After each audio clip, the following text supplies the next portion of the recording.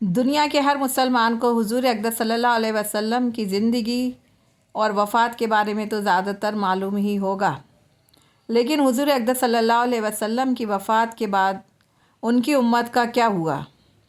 آج ہمیں اور ہماری آنے والی جنریشن کو یہ معلوم ہونا چاہیے۔ ہر مسلمان کو اپنے اور اپنے دین کی وجود کے بارے میں نالج ہونا چاہیے۔ اسلام آج دنیا کا دوسرا سب سے بڑا مذہب ہے، لیکن آپ دنیا کے کسی بھی حصے میں کسی بھی انسان سے ملیں تو آپ کو دو نام ضرور سننے کو ملیں گے، وہ ہے شیعہ اور سنی۔ یہ بات آپ کے ذہن میں بھی آتی ہوگی کہ جب اللہ تعالیٰ ایک ہیں، اللہ کے رسول اقدس صلی اللہ علیہ وسلم ایک ہیں اور کتاب یعنی قرآن مجید ایک ہیں، تو دو الگ الگ گروپس کیوں ہیں؟ آخر ایسا ہسٹری میں کیا ہوا ہے؟ رسول اقدس صلی اللہ علیہ وسلم کی ایک ہی امت دو حصوں میں بٹ گئی۔ بات صرف الگ راستوں کی بھی نہیں ہے، بلکہ افسوس کے ساتھ کہنا پڑتا ہے کہ کئی دوروں میں ان دونوں گروپس کے بیچ ایسی دشمنی بھی دیکھی گئی جس میں ہزاروں نہیں لاکھوں مسلمانوں کی جانیں چلی گئیں۔ حضور اقدس صلی اللہ علیہ وسلم کی امت کا بٹوارا کیسے اور کب ہوا، آج ہم اس ویڈیو میں جاننے کی کوشش کریں گے۔ شروعات کہاں سے ہوئی، بٹوارا کیوں ہوا، کیسے ہوا اور اس کی جڑیں کتنی گہری ہیں۔ اگر آپ بھی یہ جاننا چاہتے ہیں شیعہ اور سنی مسلمانوں کے راستے کب اور کیوں الگ ہوئے تو اس ویڈیو کو پورا ضرور دیکھیے گا اور کوشش کیجیے گا کہ ہم اس ٹاپک کو علم اور عزت کے ساتھ سمجھیں گے، کیونکہ یہ مسئلہ صرف ہسٹری کا ہی نہیں، امت کی یونٹی کا بھی ہے۔ سوال یہ نہیں کہ شیعہ اور سنی الگ کیوں ہوئے، سوال یہ ہے کہ شیعہ اور سنی کب اور کیسے الگ ہوئے۔ اس بٹوارے کو اگر جڑ سے تلاش کرنے نکلیں گے، یعنی ہسٹری کی کتاب اٹھا کر دیکھیں گے، تو آپ کی کھوج دو جگہوں پر آ کر رک جائے گی۔ پہلا، خلافت کا سوال، دوسرا سال 632 عیسوی۔ جی ہاں، 632 عیسوی وہی سال تھا جب ہمارے پیارے آقا نبی کریم صلی اللہ علیہ وسلم اس دنیا سے پردہ فرما گئے۔ بس یہیں سے شروع ہو گئی اس پورے مدعے کا اصلی سفر۔ اصل میں جب نبی کریم صلی اللہ علیہ وسلم اپنی زندگی کے آخری دنوں میں بہت بیمار ہو گئے تھے تو صحابہ اکرام کے بیچ یہ سوال اٹھنے لگا تھا کہ اب امت کی رہنمائی کون کرے گا، کیونکہ بات صرف امامت یا مسجد میں امامت کرنے کی نہیں تھی، بات تھی پورے مسلم سماج کو لیڈ کرنے کی۔ وہ دور تھا جب اسلامی حکومت پورے عرب میں پھیل چکی تھی اور اب ایک مضبوط لیڈر یعنی خلیفہ کی ضرورت تھی، یہی وہ موڑ تھا۔ جی ہاں، یہاں سے شیعہ اور سنی مت کی شروعات مانی جاتی ہے۔ شیعہ سمودائے کا ماننا ہے کہ حضرت علی رضی اللہ تعالیٰ عنہ کو نبی پاک صلی اللہ علیہ وسلم نے اپنی زندگی میں ہی اپنا خلیفہ نامزد کیا ہوا تھا۔ سب سے اہم حدیث جو شیعہ سمودائے پیش کرتا ہے وہ ہے غدیر خون کا واقعہ، جہاں ہمارے نبی کریم صلی اللہ علیہ وسلم نے حضرت علی رضی اللہ تعالیٰ عنہ کا ہاتھ اٹھا کر فرمایا تھا، جس کا میں مولا ہوں، علی اس کا مولا ہے۔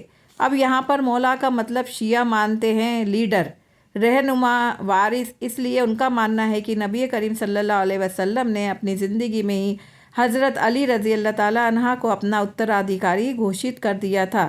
مگر وہیں دوسری طرف سنی مسلمانوں کی سوچ تھوڑی الگ ہے۔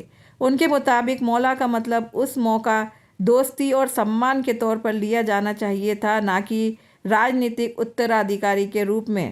ان کا ماننا ہے کہ نبی کریم صلی اللہ علیہ وسلم اس وقت صرف یہ بتانا چاہتے تھے کہ حضرت علی رضی اللہ تعالیٰ عنہ ان کا رشتہ بہت گہرا اور محبت بھرا ہے، کیونکہ عربی بھاشا میں مولا کے کئی معنی ہوتے ہیں، جیسے دوست، مالک، سہارا، لیڈر، اور اس موقع پر کون سا معنی لاگو ہوتا ہے اس پر ہی دونوں لوگوں کے بیچ متبھید ہے، اور یہیں سے شروع ہوتا ہے وہ سلسلہ جس میں خلافت، لیڈرشپ اور وراثت کو لے کر الگ الگ رائے سامنے آنے لگیں۔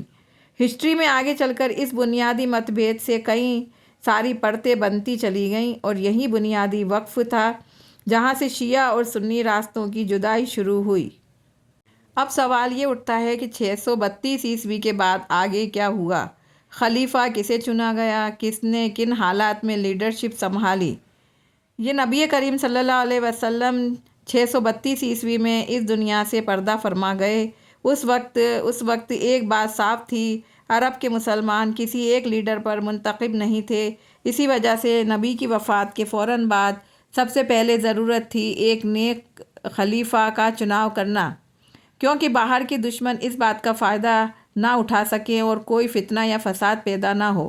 اس طرح حضرت علی رضی اللہ تعالیٰ عنہ نبی کریم کے جنازے کی تیاری کرنے میں جٹے ہوئے تھے، اور مدینہ میں دوسری طرف ایک ایمرجنسی میٹنگ یعنی اجتماع شروع ہو چکا تھا، جس میں جلد سے جلد خلیفہ طے کرنا تھا۔ شروعات میں اس میٹنگ میں حضرت ابو بکر صدیق رضی اللہ تعالیٰ عنہ اور حضرت عمر رضی اللہ تعالیٰ عنہ اور حضرت علی رضی اللہ تعالیٰ عنہ، ان تینوں میں سے کوئی بھی وہاں موجود نہیں تھا۔ لیکن جب حضرت عمر اور حضرت ابو بکر کو اس اجتماع کی خبر پہنچی تو وہ بھی وہاں پہنچے، اور لمبی بات چیت کے بعد سبھی لوگوں نے ایک مت سے حضرت ابو بکر رضی اللہ تعالیٰ عنہ کو اسلام کا پہلا خلیفہ چن لیا گیا۔ مگر اس وقت ایک گروپ ایسا بھی تھا جو اس فیصلے سے سہمت نہیں تھا، کیونکہ ان کے مطابق یہ فیصلہ حضرت علی رضی اللہ تعالیٰ عنہ کی غیر موجودگی میں کیا گیا تھا، اور وہ یہ مانتے تھے کہ خلافت کے سب سے بڑے حقدار حضرت علی رضی اللہ تعالیٰ عنہ ہی تھے۔ اسی وجہ سے حضرت عمر رضی اللہ تعالیٰ عنہ خود حضرت علی رضی اللہ تعالیٰ عنہ کے گھر گئے، اور بات چیت کے بعد حضرت علی رضی اللہ تعالیٰ عنہ نے حضرت ابو بکر رضی اللہ تعالیٰ عنہ کو خلیفہ مان لیا گیا۔ اب یہاں پر پھر سے سامنے آتے ہیں شیعہ اور سنی وچاروں کے متبھید۔ سنی اسکالرز مانتے ہیں کہ حضرت عمر اور حضرت علی کے بیچ ایک دوستانہ ملاقات ہوئی۔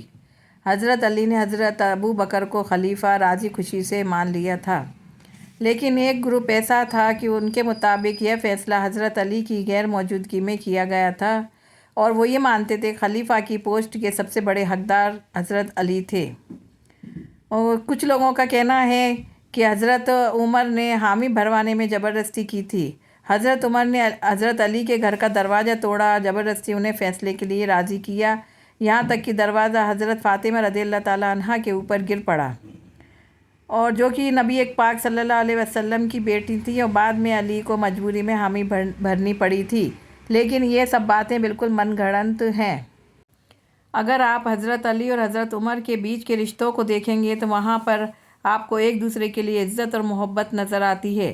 حضرت علی نے اپنے خلیفہ کی پوسٹ کے دور میں حضرت علی کو قاضی اسلام یعنی چیف جسٹس جیسی اونچی پوزیشن پر نیوکت کیا تھا۔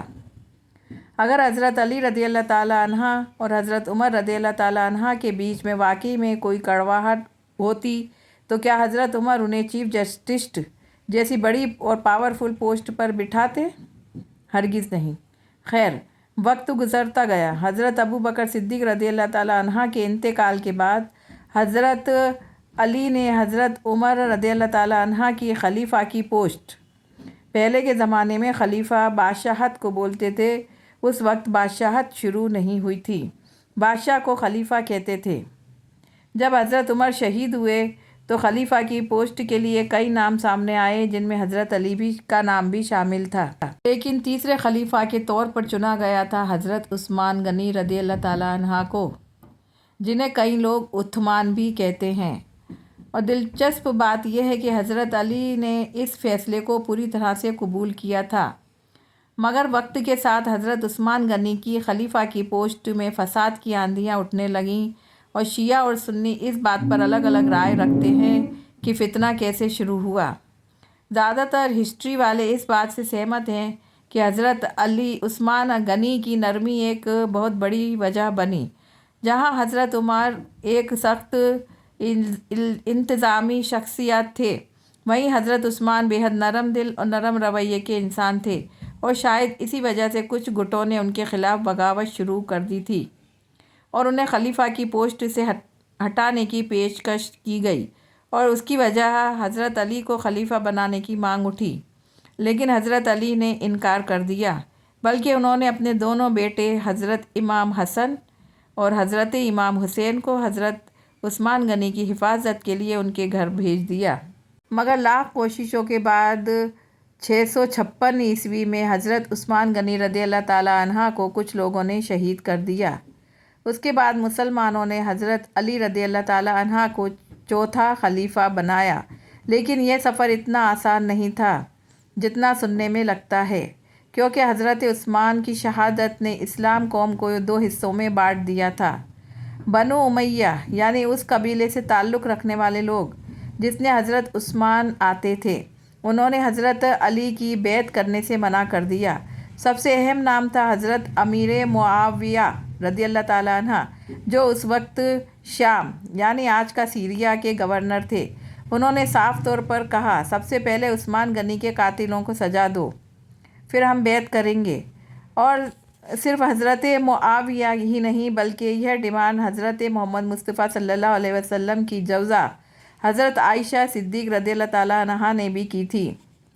اور دوسری طرف حضرت علی کا کہنا تھا کہ اس وقت مدینہ کی حالت بہت خراب ہے، پہلے سسٹم کو سنبھالنا ہوگا پھر انصاف ہوگا، مگر حالات دھیرے دھیرے بگڑنے لگے اور بات یہاں تک پہنچ گئی کہ مسلمانوں کی تلواریں اب مسلمانوں پر ہی اٹھ گئیں۔ یہ مسلمانوں کی پہلی سول وار تھی۔ اس جنگ میں حضرت علی کی فوج مسلمانوں کی فوج کے خلاف تھی۔ اصل میں جنگ کرنے کا ارادہ کسی کا نہ تھا۔ حضرت علی نے بات چیت سے معاملہ سلجھا بھی لیا تھا، لیکن ان کی فوج میں چھپے ہوئے کچھ فسادی لوگوں نے رات کے اندھیرے میں حضرت معاویہ کی فوج پر حملہ کر دیا، ان کے کیمپ میں آگ لگا دی۔ بس یہیں ایک چنگاری کافی تھی۔ جنگ شروع ہوئی، لیکن جنگ میں جیت حضرت علی کی ہوئی۔ انہوں نے سب کو معاف کر دیا بلکہ انہیں عزت کے ساتھ روانہ بھی کیا، لیکن حضرت معاویہ اب بھی اپنی ڈیمانڈ پر قائم تھے کہ حضرت عثمان غنی کے قاتلوں کو سزا دو۔ پھر ایک سال بعد 657 عیسوی میں ایک اور بڑی سول وار ہوئی جسے ہم بیٹل آف صفین کے نام سے جانتے ہیں۔ حالات اب اور بھی خراب ہو گئے۔ تب حضرت معاویہ رضی اللہ تعالیٰ عنہ کا انتقال ہوا۔ ان کے انتقال کے بعد ان کے بیٹے یزید کو گدی مل گئی۔ ظاہر ہے اس دور میں بہت سارے مسلمانوں کا یہ ماننا تھا کہ یزید جیسے انسان میں یہ خوبیاں نہیں تھیں جو خلیفہ جیسی بڑی منصب یعنی پوسٹ کے لیے ضروری مانی جاتی تھی۔ یہیں سے ایک نیا موڑ شروع ہوتا ہے۔ اسلامک دنیا کی سیاست میں پہلی بار ہوا کہ ایک خلیفہ کا بیٹا اس کے بعد خلیفہ بنا۔ اس کے پہلے خلیفہ کی پوسٹ ہمیشہ شورا یعنی کونسل یعنی مسلمانوں کے مشورے سے طے ہوتی تھی، مگر اب خلیفہ کی پوسٹ ایک خاندانی بادشاہت میں بدل چکی تھی۔ یہیں سے ہسٹری والے حضرت معاویہ کو عام طور پر خلیفہ نہیں اسلامی دنیا کا پہلا بادشاہ مانتے ہیں۔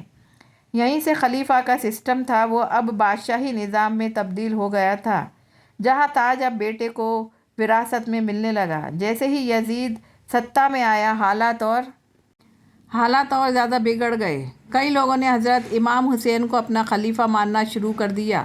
یزید کو خطرہ محسوس ہونے لگا کہ حضرت امام حسین کو روکا نہیں گیا تو ان کا تاج چھن جائے گا، اس لیے کربلا کا میدان سجا اور انہیں شہادت دینی پڑی۔ یہیں سے شیعہ اور سنی کا بٹوارا ہوا اور اسلامی ہسٹری پوری طرح بدل گئی۔ جنہیں آج تک شیعہ سماج مانتے ہیں، شروع میں مسلمان کوئی الگ نہیں تھے، مسلمان ہی تھے۔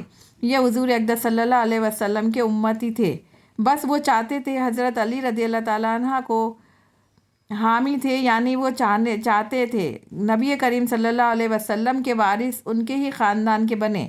لیکن وقت کے ساتھ جب قرآن، حدیث، ہسٹری اور چین کے مسئلوں پر ان کی رائے الگ الگ ہوتی چلی گئی، تب سے صرف یہ ایک راجنیتک سوچ نہ رہ کر ایک الگ فرقہ بن گیا۔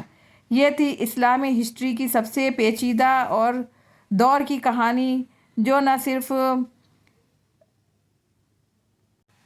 یہ وہ دور تھا جہاں ایک ہی مسلمان نبی کی امت دو حصوں میں بٹ چکی تھی، اور یہاں سے خلیفہ کی پوسٹ سے بادشاہی کا نظام شروع ہوا، اور سب سے بڑے فرقے شیعہ اور سنی کی بھی بنیاد ہے۔ اگر یہ ویڈیو آپ شیئر کریں گے تو زیادہ سے زیادہ لوگوں کو دین کی معلومات ہوگی۔ یا رب العالمین۔ اللہ حافظ۔